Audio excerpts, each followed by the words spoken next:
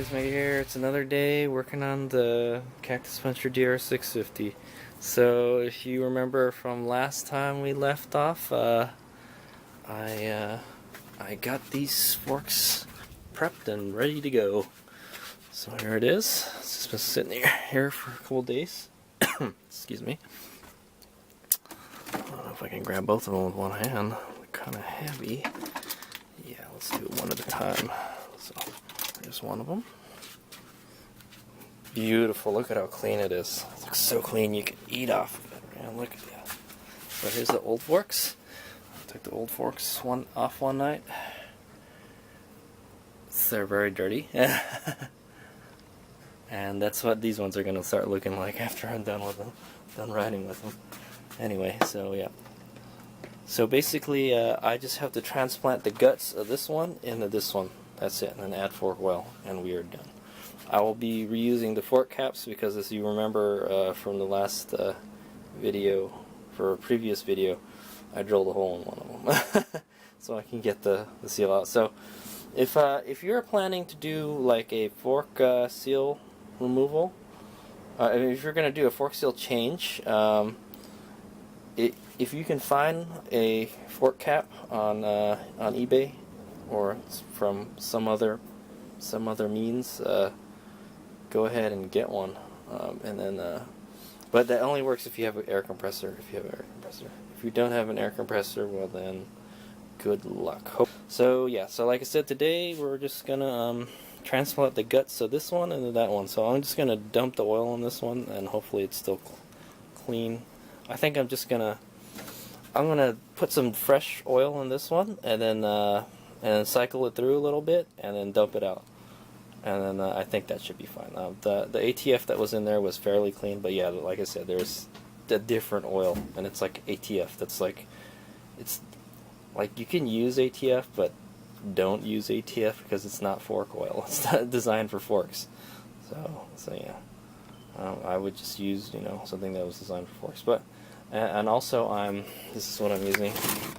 Tool light SAE 5-weight. I've never used this stuff before in the DR, so I don't know how it's going to turn out, but I think it should be fine. The reason we use 5-weight is because I have a the DR normally uses 10-weight, I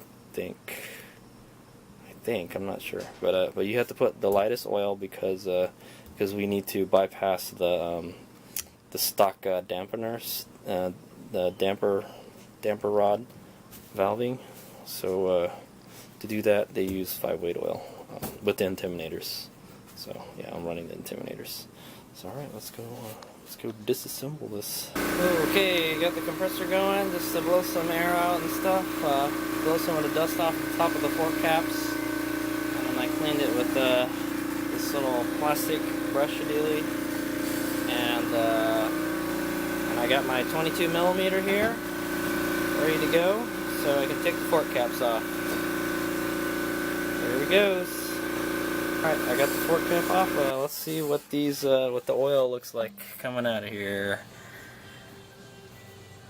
It's still pretty clean. Yeah, actually, you know what? I'm probably just going to use that to clean up the forks. So yeah, I'm gonna do the ghetto thing and dump the old oil in there, just so, because this is already 5-weight oil. So I just want to get all that ATF out of there. All right. So to get the intimidator out, I'm gonna go use one of these magnetic picker upper tools, because there's like a little bolt on top. You should be able to pick it up.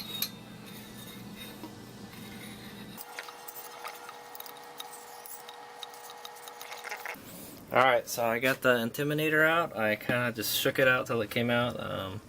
I guess you need to. I tried to use a magnet to take it out, but I'm just gonna use I would just use like a claw tool to pick it up.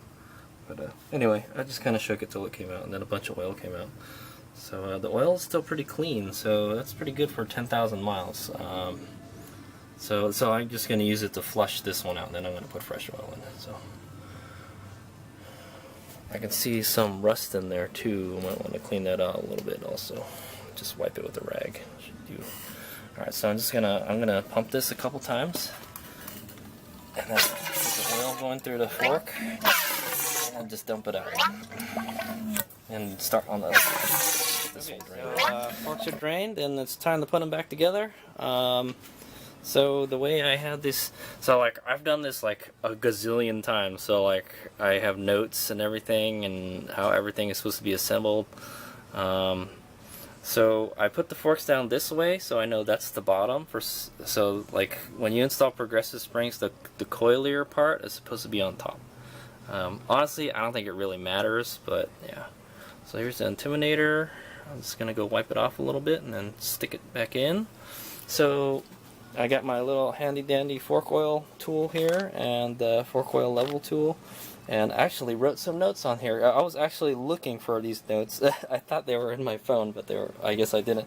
So right here's I wrote down DR650 164 millimeters, no spring, compressed, with intimidators in there. So basically I gotta put the intimidators in there and then start filling it up with fork fluid. So yeah, so I'm gonna drop the intimidator in there and then pour some fluid in there, pump it a bunch of times just to get the fluid circulating in there, and then actually I may add some oil in before I even put the intimidators in first. Should do that until maybe I can see it to the top of the tube right here, and then I'll start then I'll pump it a bunch of times. Then I'll put the intimidator in.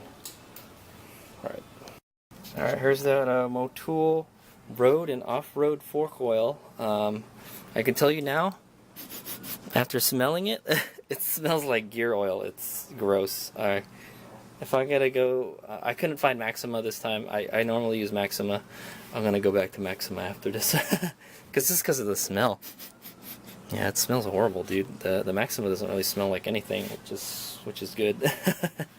Okay. So I'm just gonna pour this in until it gets to like a top in there, and then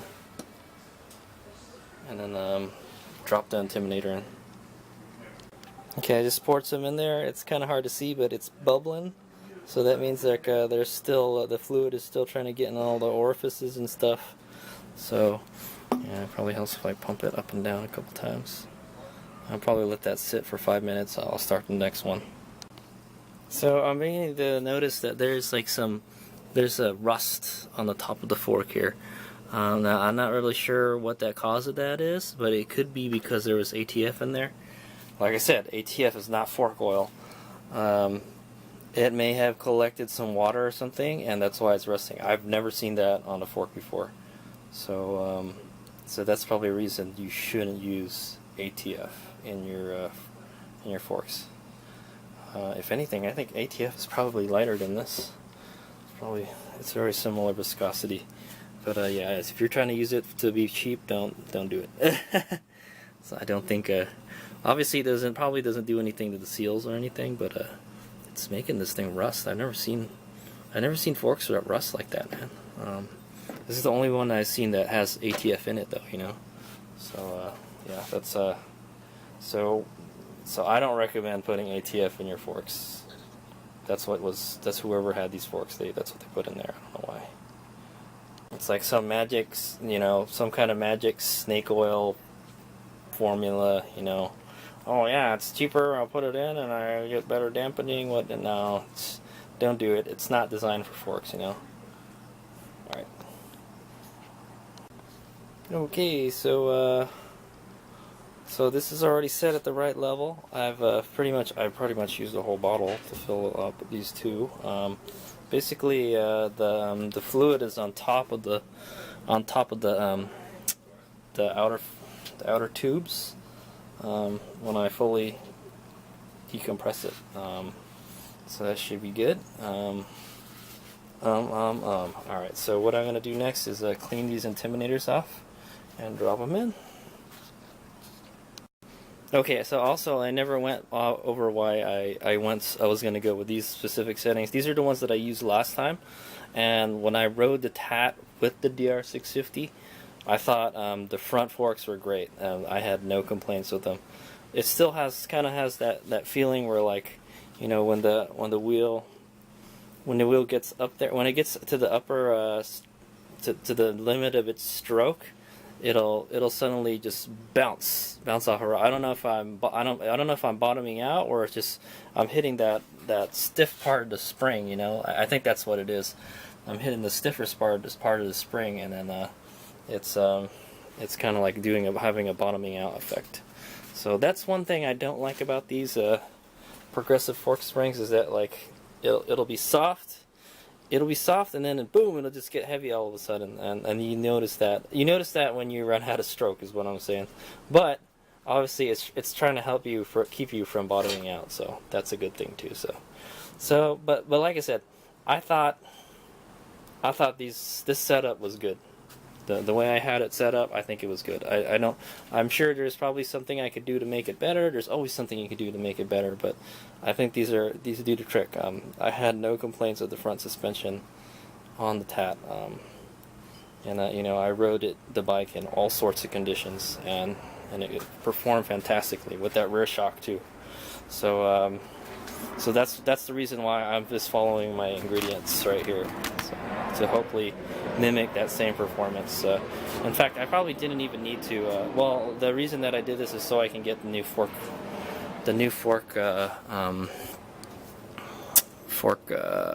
bushings. But also, one of these is damaged. Is this one here? Yeah, I got hit right here. Oh, it didn't. It's actually not messed up. It got hit right here. Oh yeah, you can see it. See, this is where LA to Barca to Vegas, I hit a pole, and it hit my fork. Boom!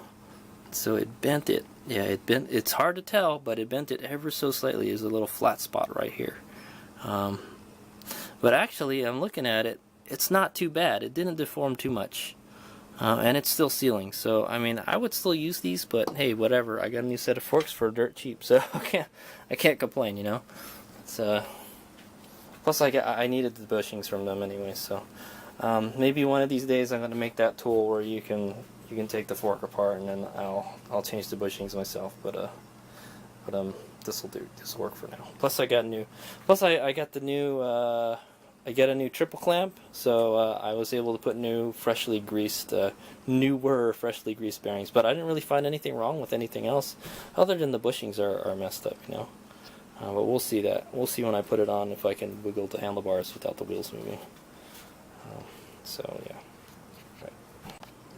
Okay, so I got the intimidator cleaned off a little bit, and pretty much this is how simple it is to install these.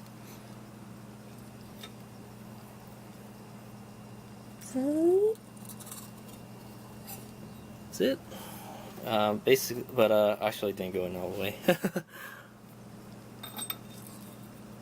Well, I'll fix that. So basically, to get it in all the way, I don't know, you can shake it, I guess. But, what you can do is get the spring and use it to drive it in. Okay, so to get it seated, it's not wanting to go down. Just push it in with the spring. That's it. Same thing with this one. You should probably use a stick or something too, but this probably works better.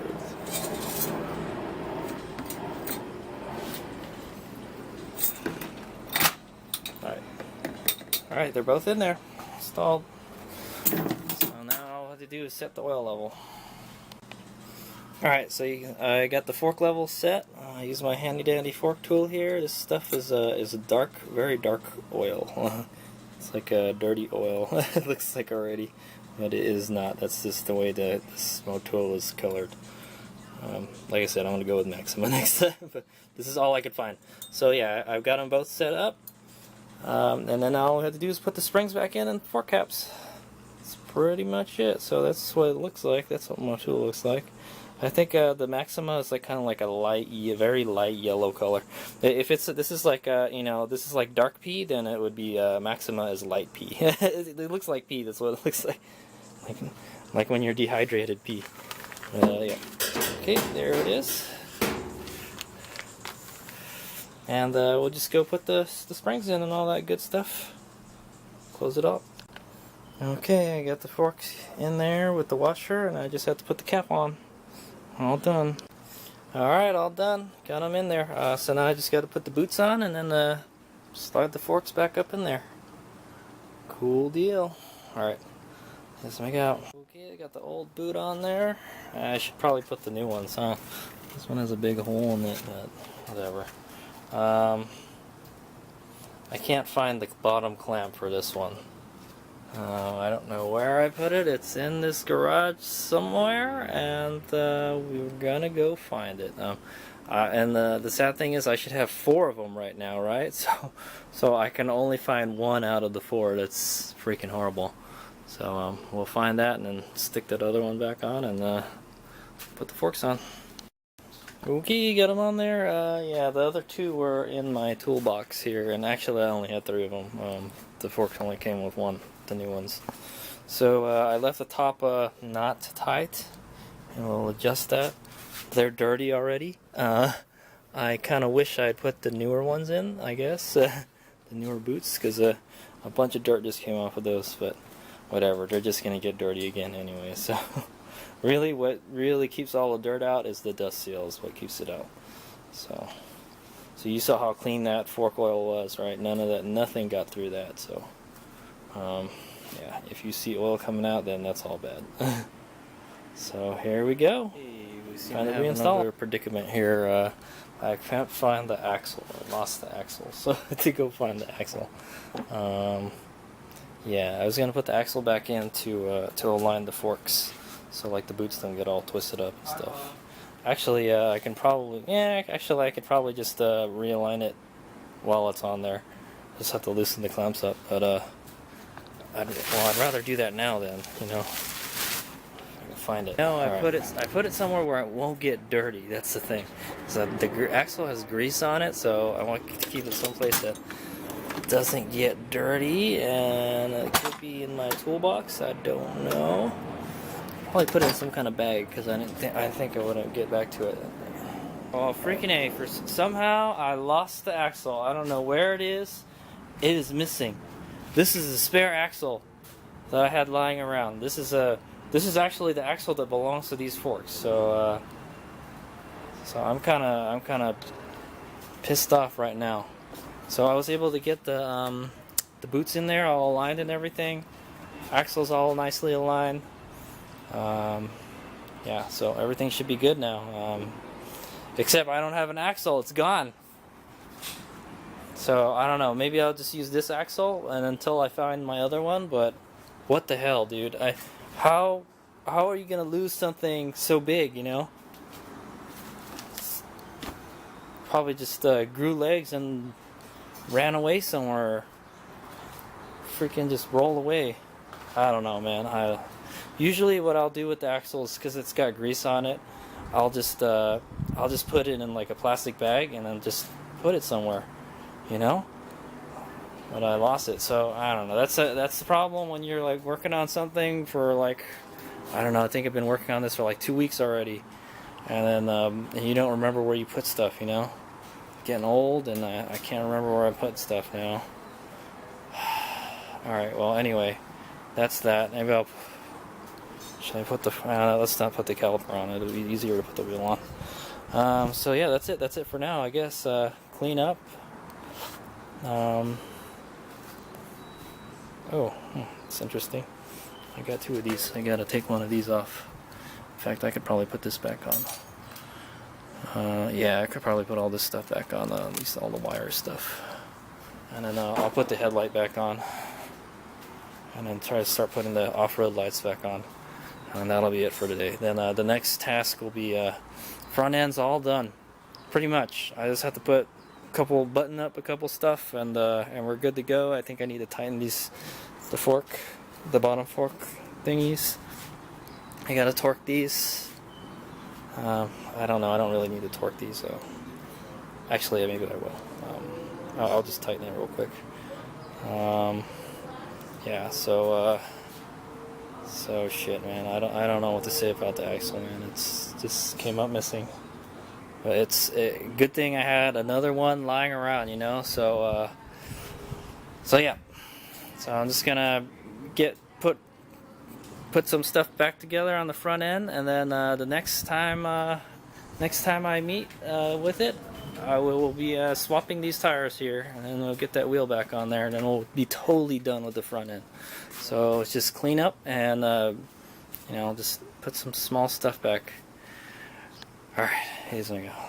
There it is. Front's on there. New front, new axle. Because I could not find that freaking axle, man. It just disappeared. And then I wired the lights back in. Lights work again.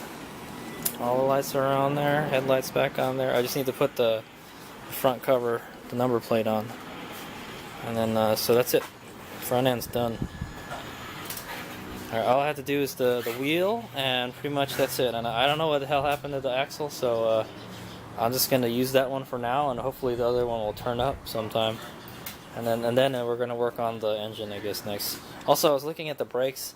I think I'm gonna grease the guide pins again, and yeah, I'm just gonna grease the guide pins again, and then I'm gonna go bleed the brakes. So we're getting there. Only like less than 2 weeks left.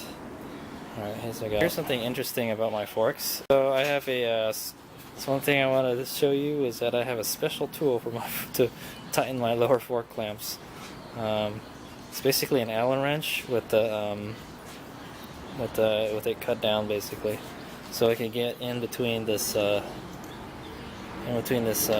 for the off-road light, and it works good. Only thing is I can't torque it, so those bolts aren't torqued, and I always constantly having this problem with the forks, like pushing up into the trouble trees.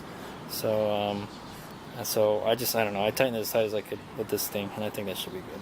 And then I have the top torqued to like 30. It's supposed to be 20, but I was like, I do it extra because I always have problems with the forks going up into the tubes.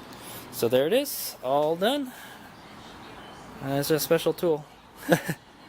Also, I did loosen the upper clamp and tighten the caps more. That's the best time to tighten and loosen them, is when they're still clamped on here, minus the top clamp. So I'm going to do that again, and then torque this. So we should be good to go. All we have to do is put the wheel back on. Alright, HadesOmega.